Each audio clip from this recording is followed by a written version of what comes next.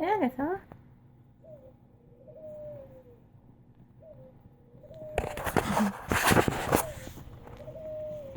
That's Agatha.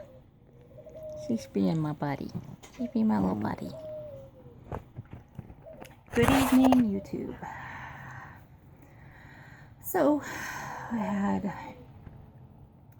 a bit of a rough day. Goodness gracious, this hair. A bit of a rough day today. Well, I guess technically it's yesterday because it's after midnight. I did the uncomfortable things that I was supposed to do, and I'm kind of glad I did. Because sometimes even if the words are a struggle to get out of your mouth, it's better to get those words out of your mouth than it is to hold them in. Look at that creepy dog watching me. Oh my god. Look at her. Anyway, better to get the words out than keep them in and allow resentment or fears or any kind of ridiculous emotions on the inside to build and fester and turn into something else. And no. See, I have a habit of, I won't say making up stories in my head, but imagining the worst case scenarios all the time. I sometimes convince myself that I am not liked by other people, that I'm not wanted by other people, that I don't belong somewhere, or that, people might get sick of me, or people are sick of me. In fact, I do this so often to myself that sometimes I'll actually jeopardize and or cost myself a friendship, because I become so inundated with terrible thoughts that I can no longer pay attention to what's really happening. And when that happens, I just kind of drop off. I maybe give up, or I become just kind of a hot mess, and other people want to give up because I'm a mess. But I need to find a way out of this pattern of beating myself up and telling myself things that are terrible. I need to find a way to stop blaming myself for stuff I didn't do. Anyway, it is after midnight, so it is now Tuesday, November 15th, I believe. This time just keeps flying past. And I don't want to be scared, but I'm still scared of everything. Scared of the future. Scared of everything. Scared of everybody. I don't want to be this way.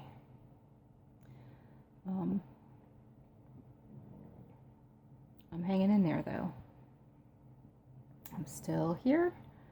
Still kicking. Still doing this little video diary thing, although my hand keeps getting tired, so I keep switching arms.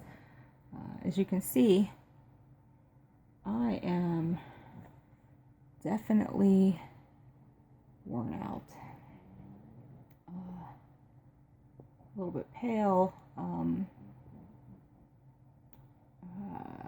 some bags under my eyes. My eyes are definitely I don't know. Are they bruised from crying and rubbing, maybe?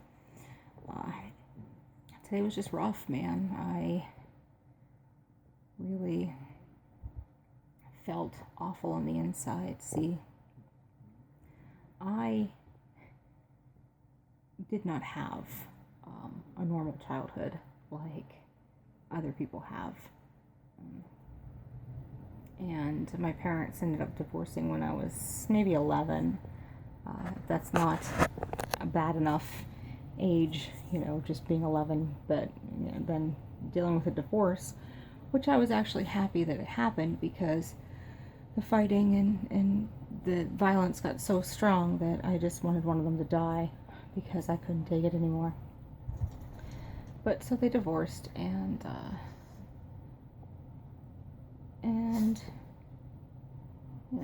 the family unit thing.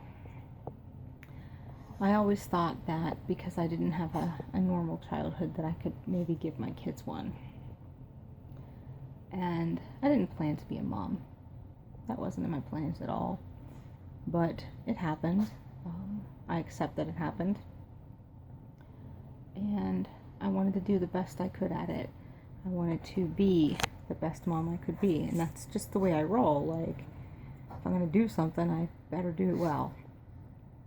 So I told myself, I'm going to give my kids something I didn't have. I'm going to give them this, like, good family unit and work really hard, and maybe I can help them go to college and blah, blah, blah, blah, blah.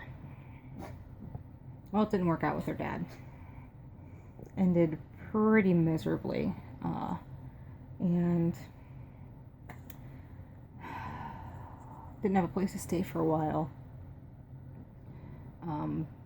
Went from couch to couch, house to house, until I finally found an apartment with some roommates and stayed there for a while. And then I met my ex-husband, and he just fed me all these dreams about how we could have a little house and we could be a whole family, him, me, and the girls, and he would always take care of us, and yada, yada, yada.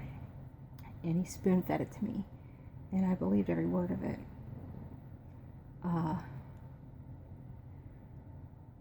It was, I guess you could say, maybe a grooming tactic.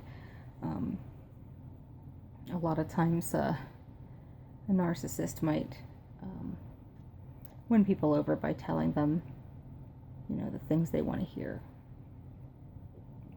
He knew that was a weakness for me, that's something I always wanted desperately, and that was it, man. Those little dreams is what sucked me in. And then I got stuck for a long time. And that didn't work.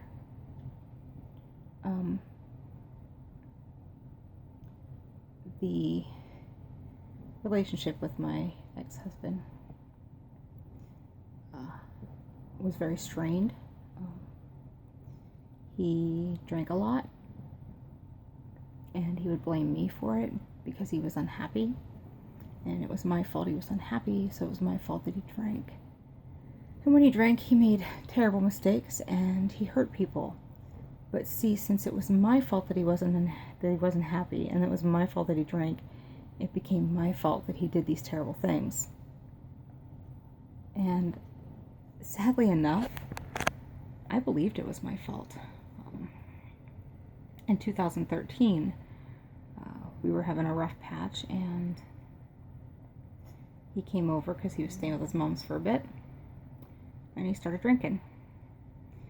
And he was supposed to, him and I were supposed to be spending time together and trying to work shit out, and he was ignoring me, and I don't know if he was talking to somebody online, or giggling, laughing, carrying on about something, and, completely ignoring me, totally drunk.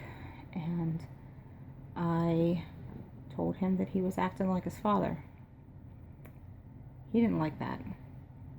And he charged across the room, grabbed me by my throat, and threw me against the wall. He began choking me. And as he's choking me, he's saying, "Look what you made me do. Look what you're making me do. I loved you. Now look what you're making me do." So I was making him do that. Again, something was my fault. That little fight turned pretty ugly. I had to have my daughters lock themselves in their bedrooms, and they called 911. When the police came, I had bruises on my neck, and my ear was bleeding. I begged them not to take him away, but they saw that he was drunk. They saw the mess. They saw my condition, and they said they had to take him. He was charged with simple assault, harassment and something else, and I felt responsible. If I didn't say the thing to him that set him off, that would have never happened. But I said the thing, and I knew that it was a tender spot, and I said it anyway. And it happened. So I blamed myself, and I fought and fought and fought to have those charges dropped. And they got dropped. And I felt like I did the right thing. Until 2 years later, when suddenly he packs up and runs off with another woman, comes back home for 2 days, gets crazy drunk, and things went south. I tried to hug him. He got violent with me. He pushed me down onto the bed. He was mean, and I picked up his drink and I tossed it in his general direction. It hit the door. To this day, there's a stain on the ceiling of the bedroom where it hit. In a fit of rage, he kicked his foot through the French doors, breaking 1, 2, 3 panels out, it looks like. He was kicking through the glass, and as he was kicking through the glass, his foot was just gushing blood. I felt responsible for that too.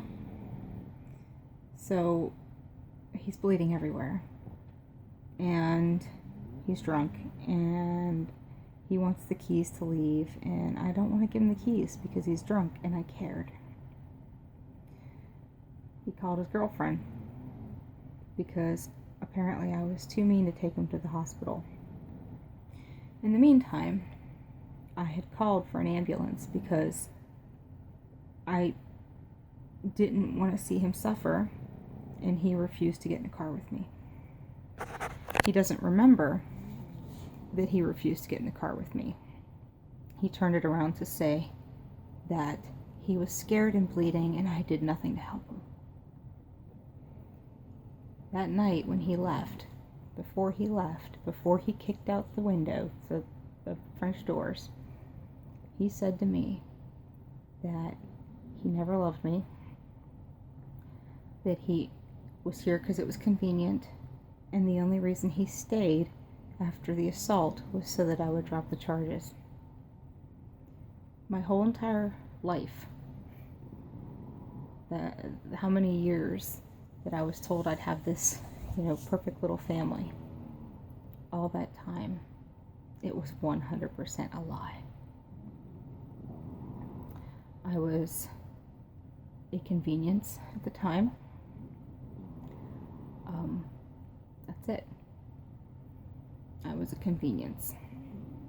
I got him out of his mom's house before his mom married his stepfather, whom he didn't like. And after that, it just went south. I didn't understand why his friends didn't like me. I didn't understand why his mom didn't like me. And I tried so hard to get approval from everybody. And I tried so hard to be friends with everybody. And it ended up coming out why they didn't like me. And it came out a funny way because some of his friends sided with him after he left because he claimed that I abused him. He claimed that I kept him prisoner. He claimed that I was manipulative. And the sad thing is that all the things he claimed I was, he actually was. This is a typical sociopathic narcissistic move, is to blame the victim. What's really sad is when his friends turn around and believe him, and suddenly I have a bad name. I have done nothing wrong. I had spent a very long time trying to love somebody that could not love back, trying to help somebody who didn't give a shit about me. I spent a long time doing things I shouldn't have done. I wasted a lot of my good years. In fact, I wasted all of my 30s. And that sucks because 30 something's fun. So, yeah, I blew it. But I didn't blow it. It was my fault, but it was never my fault. I was led to believe that I had done all these terrible things that turns out I didn't do. I never held him back. In fact, I pushed him to go onto stage. I pushed him to do things. I wanted him to create stuff, and I tried to inspire him to do more, and I always said, let's do a project together, and I got him on the stage for the first time, and I helped him when he wanted to do Rocky Horror. I encouraged him to go to the tryouts, and I stood behind him. And he turned around and said that I was holding him back. That's a slap in the face, if I ever heard one. So, I don't know. I was reflecting back on a lot of things tonight and this afternoon. And definitely, these relationships is a big thing. I always wanted to give my kids a family that I didn't have. I couldn't do it. And the sad part is now they're all grown up. One's 18, one's 16, and they never had what I wanted to give them. I feel like I failed. It was way beyond my control. I had faith in people. I wanted to believe what I was told, but it was way beyond my control. Anyway, this has been a good 15, 20 minutes of video, and no one wants to watch it that long, so I'm going to cut this off. Thanks for tuning in, and good night, everybody. Bye.